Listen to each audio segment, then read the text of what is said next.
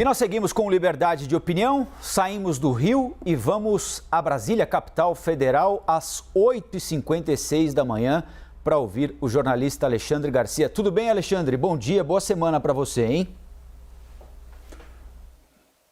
Tudo bem, Colombo? Bom dia. Vamos então aos temas de hoje. E no novo horário, né, Alexandre? Conforme eu anunciei agora no comecinho da participação do Sidney, quero reforçar agora, porque tem muita gente que liga aqui na programação da CNN para ouvir o Sidney, para ouvir o Alexandre, estão habituados com o horário das 9 horas da manhã, né? Durante a CPI da pandemia, nessas 3 primeiras semanas, nós fizemos uma alteração e começamos às terças, quartas e quintas, quando há sessões da CPI em Brasília, às 8h20, para que às 9 a gente já consiga estar em conexão permanente com Brasília. Então, a partir de hoje, segunda-feira, o Liberdade de Opinião será sempre às 8h20 da manhã, segunda, terça, quarta, quinta e sexta, até o final da CPI da pandemia. Por isso que hoje a gente está conversando mais cedo com o Alexandre. Agora são 8h57. Então vamos lá, Alexandre, vamos começar falando sobre o evento de ontem no Rio de Janeiro. O presidente Jair Bolsonaro convocou um passeio de motociclistas, passeio que gerou muita aglomeração, porque apareceu muita gente. Um trajeto de mais de 30 quilômetros pelo Rio. O passeio foi encerrado no Aterro do Flamengo, que fica na zona sul da cidade. Tanto Bolsonaro quanto a maioria dos apoiadores sem máscara. Pelo menos 20 viaturas e 1.000 agentes da polícia foram mobilizados para fazer a segurança do evento. Logo depois de encerrado o passeio de motocicleta, o presidente fez um discurso em cima de um carro de som, falou sobre diversos assuntos. Um deles retomou críticas a medidas de restrição de circulação para o combate à Covid-19. Bolsonaro voltou a dizer que o exército dele não vai às ruas para manter pessoas em casa. Vamos acompanhar um trecho. Falam que eu deveria ter decretado o lockdown nacional. Fique bem claro para vocês, o meu exército brasileiro jamais irá às ruas para manter vocês dentro de casa. Exército brasileiro e a nossa polícia militar, a nossa polícia rodoviária federal que está aqui. É obrigação nossa lutar por liberdade, lutar por democracia e realmente fazer com que o nosso país mude. Alexandre, como é que você avalia esse passeio do presidente Jair Bolsonaro ontem pelo Rio de Janeiro? Bom, nunca visto algo semelhante no Rio de Janeiro. Eu nunca vi tanta moto, né? Era um rio fluindo pelas ruas, um Amazonas fluindo pelas ruas do Rio de Janeiro, né? Lá da Barra da Tijuca até o Aterro do Flamengo. E mais as pessoas às margens desse rio com bandeiras brasileiras acenando. Foi uma gigantesca demonstração de apoio, né? Teve até um simbolismo, né? Começou lá na Avenida Salvador Allende, que tentou implantar um regime comunista no Chile, e acabou lá no Aterro do Flamengo, onde é a homenagem aos brasileiros que deram a vida combatendo o totalitarismo na Europa, né? Então teve esse apelo de liberdade aí expresso pelo presidente no palanque. Foi mais ou menos uma reação à CPI, as pesquisas de opinião que ficam com a cara no chão, né? Vendo essas manifestações, como foi a do 1º de maio na Avenida Paulista, em outras cidades brasileiras, em centenas de cidades brasileiras, como foi a demonstração de força do agro no dia 15 de maio aqui em Brasília, que foi também algo gigantesco, né? E agora se repete, parece uma resposta. Agora eu vejo toda uma oposição contra uma manifestação popular de apoio ao presidente, que fica, olha, na minha idade eu fico lembrando de outras épocas em que um governo autoritário procurava impedir manifestações populares, né? E não se consegue impedir isso. Foi uma manifestação espontânea, não deram uma linha, uma palavrinha, um segundo nos meios tradicionais de informação que muitas vezes convocam certas manifestações, né? Ninguém mencionou isso. Foi uma surpresa, brotou assim, espontânea. Eles pagando a própria gasolina, comendo o próprio lanche, apareceram de toda parte esses milhares de motociclistas, né, para dizer, presidente, a gente está ao seu lado. Foi uma manifestação, sem dúvida, que marca bastante, né, que me parece que é uma resposta à ação da CPI para enfraquecer o presidente, com vistas à eleição do ano que vem, e uma demonstração das ruas e de seus apoiadores de que continue contando com a gente. Acho que é assim que dá para a gente ver essa manifestação gigantesca do Rio de Janeiro. Esse evento de ontem, liderado pelo presidente Bolsonaro, teve a presença de apoiadores políticos, entre eles o ex-ministro da Saúde, general da Ativa do Exército, Eduardo Pazuello, que chegou de máscara, mas tirou a máscara quando subiu ao carro de som para ficar ao lado do presidente Jair Bolsonaro e fazer um discurso também, ou falar com o pessoal que estava ali, com os manifestantes que estavam ali.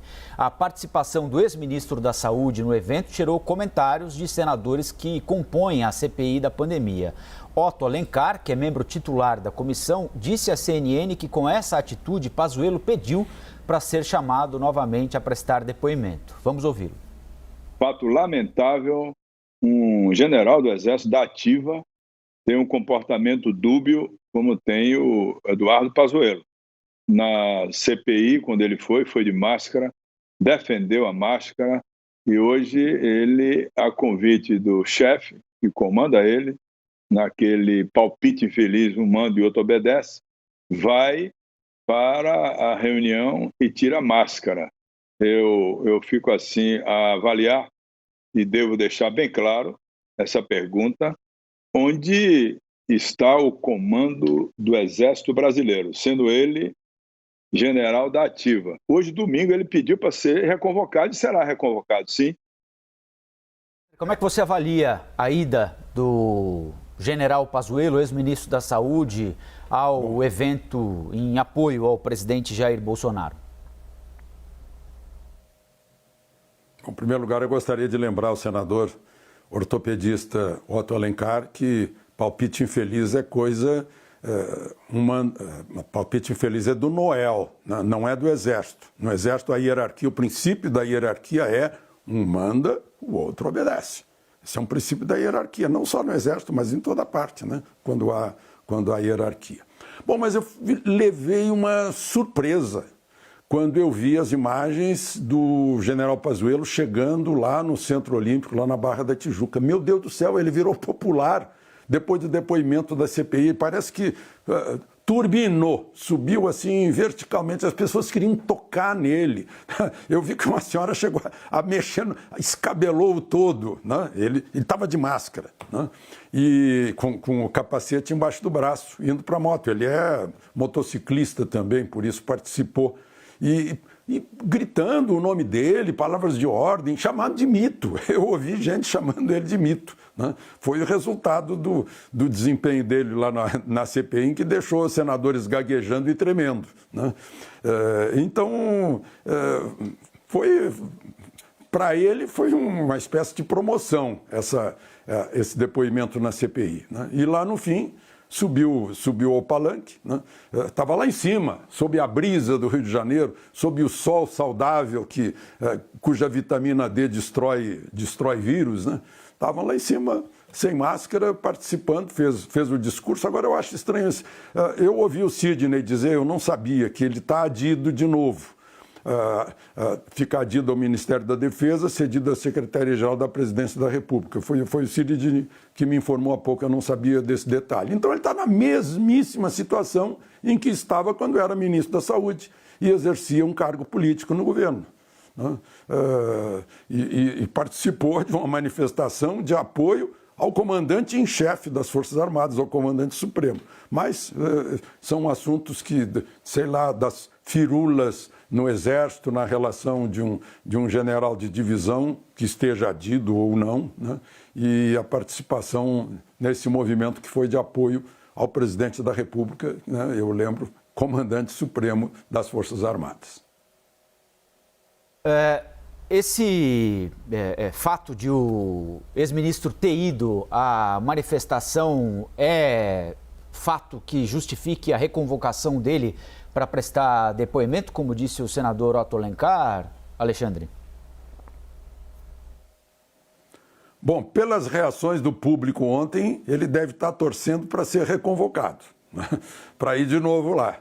Eu não sei se os senadores vão achar correto. Talvez seja como eu ouvi o Sidney aconselhando, deixar lá para o fim, para as coisas que ficaram penduradas lá, se é que ficou alguma coisa pendurada, para checar na palavra de quem estava no comando do Ministério da Saúde. Colombo? O vice-presidente da CPI da pandemia, senador Randolph Rodrigues, disse em entrevista à CNN que chegou a hora de convocar alguns governadores para prestarem depoimento na CPI. Randolph citou Wilson Lima, do Amazonas, Wilson Witzel, governador cassado do Rio de Janeiro, e Cláudio Castro, atual governador do estado. Para o senador, a CPI precisa apurar e entrar no caminho do dinheiro. Vamos ver um trecho da entrevista. Está na hora do governador do Amazonas estar presente na CPI. E eu diria que hoje o governador do estado do Rio de Janeiro, principalmente com informações que temos na CPI, eu acredito que a CPI também tem que adentrar não só no caminho da ausência de vacina no país, não somente no caminho da negação da pandemia e das causas que levaram a 450 mil mortos. Eu acredito hoje que a CPI também tem que entrar no caminho do dinheiro. É necessário saber quais as informações que tinha o senhor Wilson Witzel, ex-governador do Rio. Me parece que Sua Excelência tem informações sobre a atuação de membros do Poder Executivo Federal lá no Rio de Janeiro, inclusive negócios. E parece-me que o senhor vice-governador também tem notícias sobre isso. E o senhor vice-governador, atual governador do Rio, também parece-me que precisa explicar esses acontecimentos de hoje.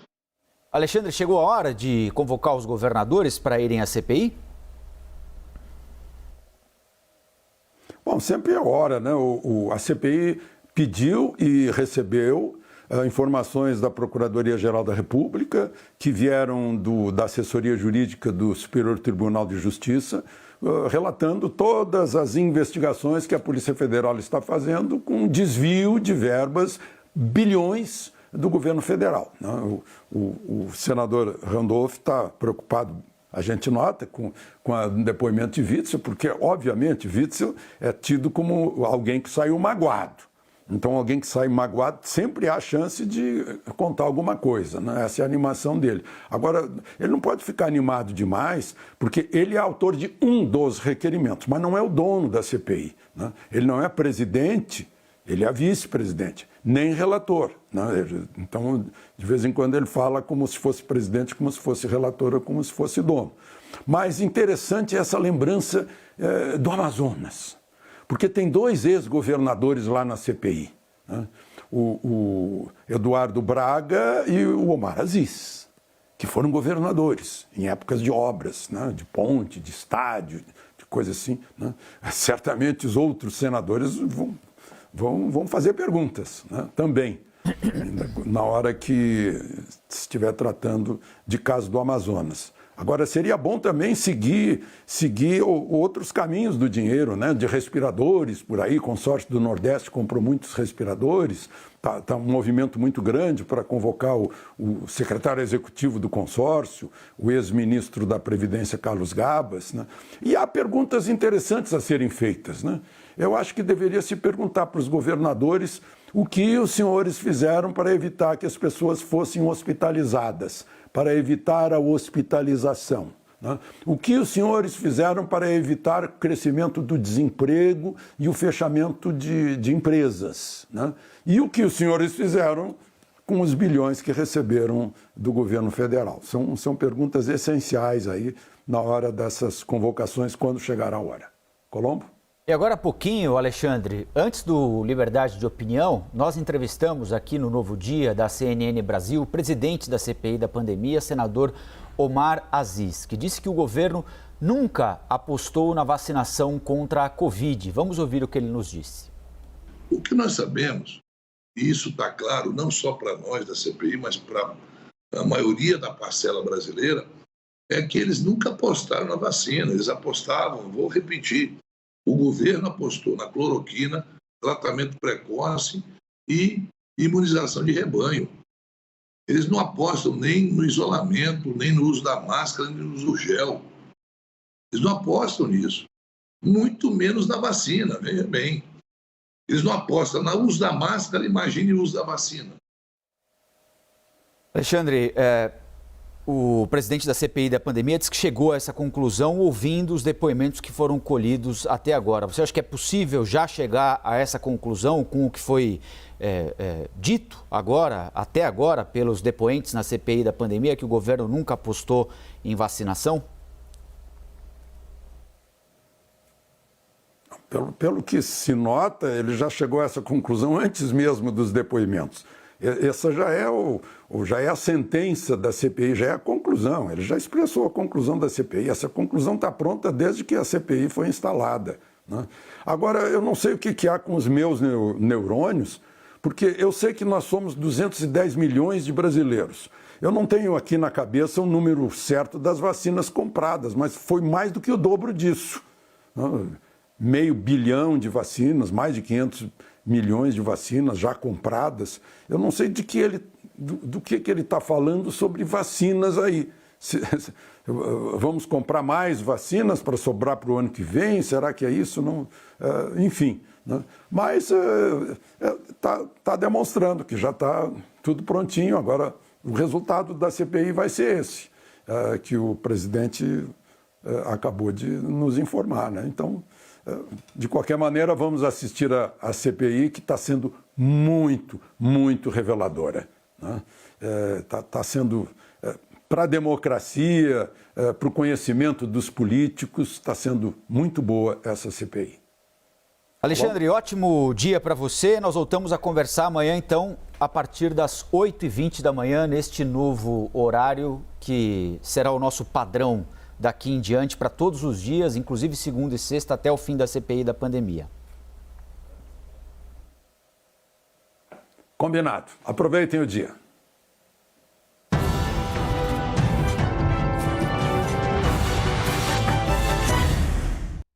As opiniões emitidas pelos comentaristas do quadro não refletem necessariamente a posição da CNN. Aproveito para reforçar que a partir de hoje, segunda-feira, o nosso encontro aqui no Liberdade de Opinião começa sempre às 8h20 da manhã, enquanto durar a CPI da pandemia. Sidney Rezende e Alexandre Garcia continuam dando opiniões sobre os principais assuntos do dia, um pouquinho mais cedo. Então, reforço para você que gosta de acompanhar o Liberdade de Opinião, até o fim da CPI da pandemia, de segunda a sexta, sempre às 8h20 da manhã.